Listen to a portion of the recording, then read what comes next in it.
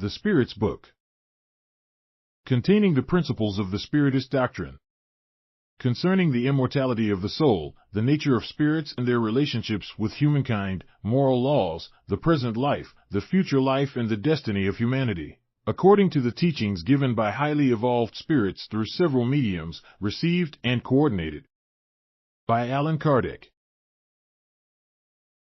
Chapter 4. The Vital Principle.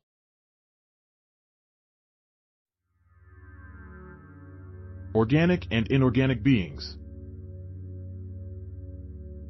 Does one and the same force unite the material elements in both organic and inorganic bodies? Yes, the law of attraction, which is the same for all. Is there any difference between the matter of organic and inorganic bodies? The matter is always the same, but in organic bodies it is animalized. What is the cause of the animalization of matter? Its union with the vital principle? Does this vital principle reside within some particular agent, or is it merely a property of organized matter? In other words, is it a cause or an effect? It is both. Life is an effect produced by the action of this agent upon matter. However, without matter, the agent is not life, just as matter cannot be alive without the agent. It gives life to all beings that absorb and assimilate it. We have seen that spirit and matter are two elements comprising the universe. Does the vital principle form a third? It is certainly one of the elements required in the composition of the universe, but it has its origin in the modifications of the one universal matter. You may regard it as an element like oxygen or hydrogen, but even these are not truly primitive elements because they both derive from one and the same principle. Does the vital principle reside in any one of the bodies known to us? Its source is in the universal fluid. It is what you call the magnetic fluid or the animalized electric fluid, and intermediary, the link between spirit and matter. Is the vital principle the same for all organic beings?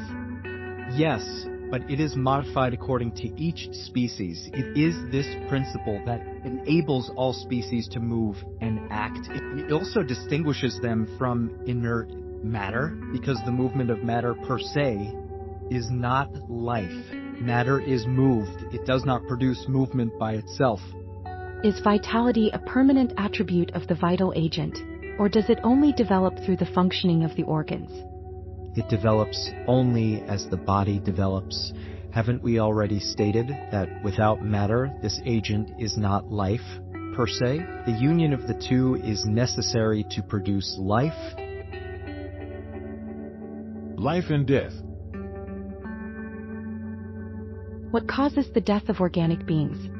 Their organs wear out. Why does an injury to the heart seem to cause death more often than one to any other organ? The heart is a life-producing machine. Nevertheless, it is not the only organ to which an injury causes death. It is only one of the body's essential parts. What happens to the matter and the vital principle of organic beings after death? The inert matter decomposes and is used to form other beings. The vital principle returns to the vital mass. Intelligence and instinct. Is intelligence an attribute of the vital principle? No plants are alive, but they do not think. They only have organic life. Intelligence and matter are independent of each other. A body may be alive yet lack intelligence, but intelligence can only be expressed through material organs. Only the union with spirit endows animalized matter with intelligence. What is the source of intelligence? We have already said the universal intelligence. Is instinct something other than intelligence? Not exactly. It is a type of intelligence. Instinct is non-reasoning intelligence through which all beings provide for their own needs. Can we draw a line between instinct and intelligence? i.e., can we determine when one ends and the other begins?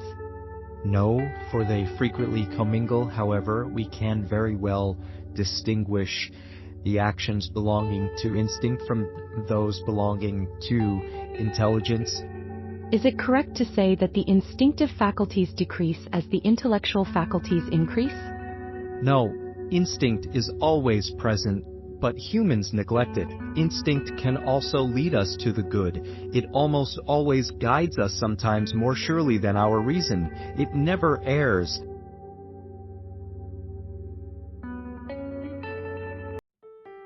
Subscribe now and embrace this journey and let the light of the Spiritism guide you.